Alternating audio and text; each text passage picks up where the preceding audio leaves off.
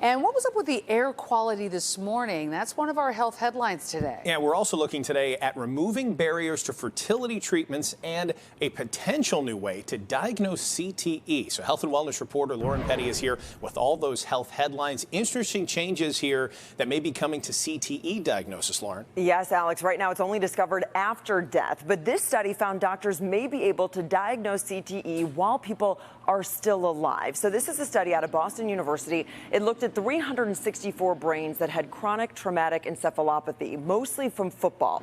So they found a clear relationship between CTE proteins built up in the brain and the severity of a person's cognitive symptoms. Now, researchers say this finding could lead scientists to develop potential therapies to treat CTE in the future. Well, Illinois lawmakers today introduced 3 separate bills, all with one goal: making fertility treatments more accessible. One measure would require insurance coverage for fertility treatments recommended by a licensed physician, bypassing some of that testing and the procedures that are currently required. Now, a separate bill would require employers with more than 25 employees to provide insurance coverage for the diagnosis and treatment of infertility in women. And there's Senate Bill 2623. That would require that insurers cover the cost of standard fertility preservation for anyone interested, not just those who have been diagnosed with infertility. It's a response to the stories and fears of so many people experiencing the very real struggle of envisioning a family amid financial constraints.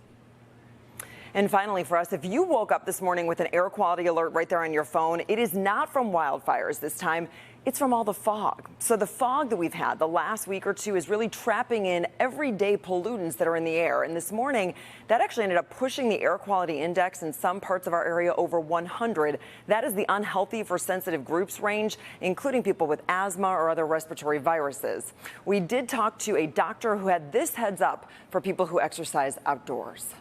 Especially when folks exercise, they tend to breathe more often, take bigger and deeper breaths, tend to breathe more through their mouth than their nose, which is a little bit less effective. The mouth is at removing some of these pollutants. The nose is actually good at removing some pollutants already there.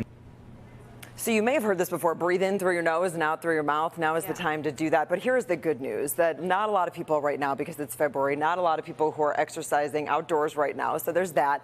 Also, the air quality has already improved as the day went on, thanks to our changing weather. So some good news there. There's always extra effects sometimes we don't even think about. Exactly.